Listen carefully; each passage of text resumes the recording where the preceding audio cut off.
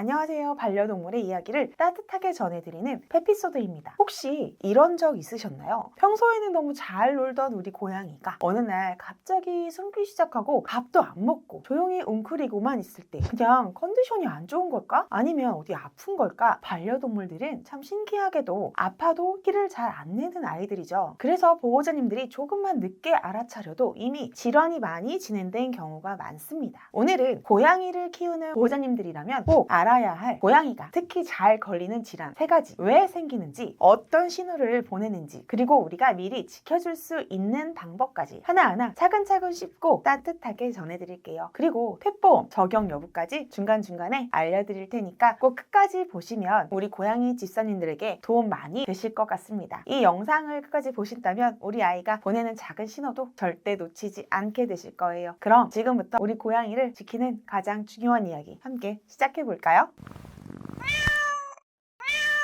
첫 번째, 하부 요로개 질환입니다. 하부 요로개 질환은 고양이에게서 매우 흔하게 발생하는 질환으로 방광과 요도를 포함한 하부 요로개에 영향을 미치는 다양한 문제를 포함하고 있습니다. 원인은 스트레스와 불안, 물 섭취 부족, 비만과 운동 부족, 건식 사료 위주의 식단이 있는데요. 주요 증상으로는 배뇨 시 통증을 느끼거나 화장실을 자주 드나들지만 소변이 나오지 않는다거나 혈뇨 또는 소변의 색에 이상을 보인다거나 소변을 배변 장소 외의 곳에서 보는 현상들이 있을 수 있습니다. 치료 방법으로는 요도 카테터 삽입으로 폐색된 요로를 검사하거나 수행요법으로 소변 배출을 촉진하고 처방식 사료 및 영양제 관리 등이 있습니다. 예방으로는 신선한 물을 항상 제공해 충분한 수분을 섭취하게 해주고요. 스트레스를 줄이기 위한 환경을 안정적이고 쾌적하게 유지해주시고 습식 사료를 통해 수분 섭취량을 늘리는 방법이 있습니다. 두 번째로는 고양이 신장질환입니다. 고양이에게서 신장질환은 매우 흔한 건강 문제 중에 하나로 특히 나이가 들수록 발병 확률이 높아집니다. 만성 신장질환은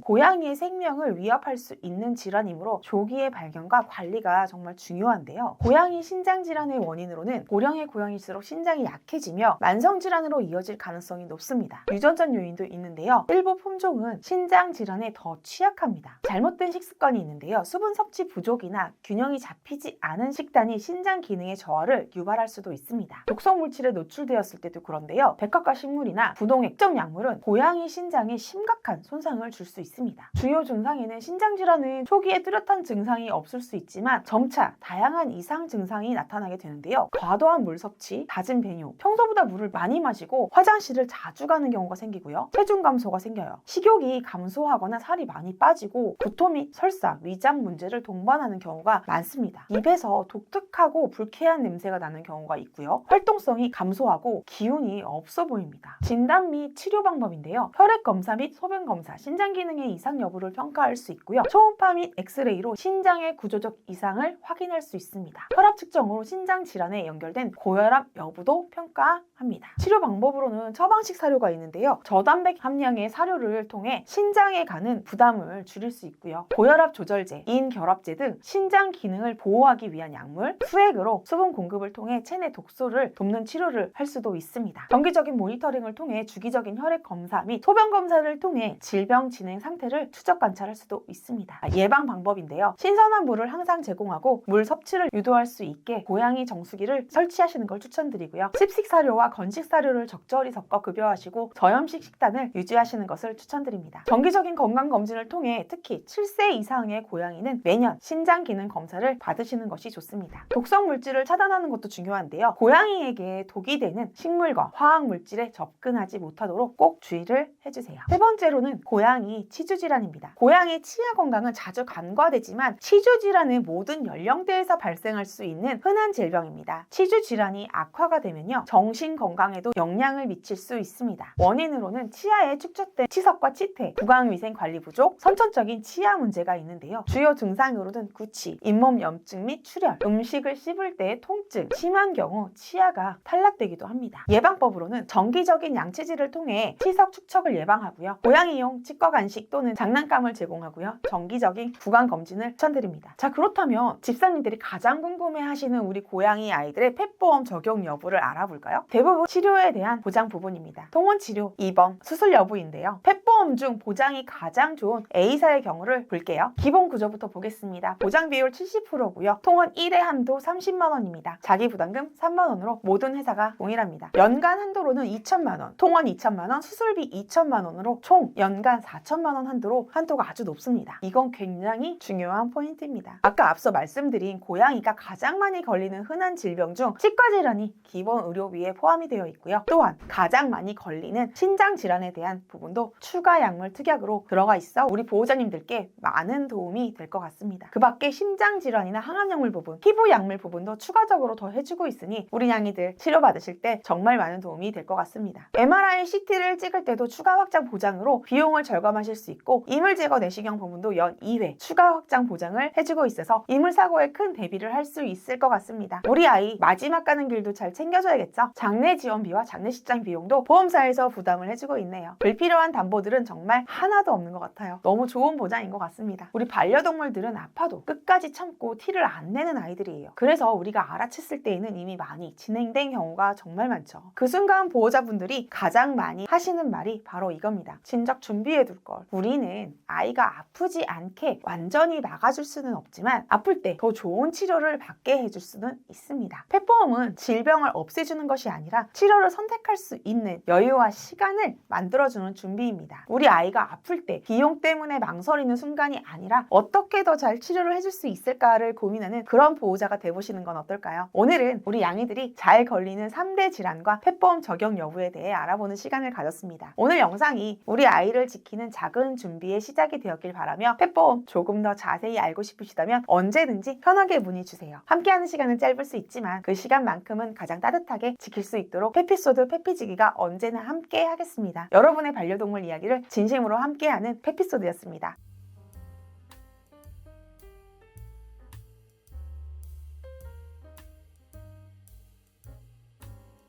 본 광고는 심의 기준을 준수하였으며 유효기간은 심의일로부터 1년입니다.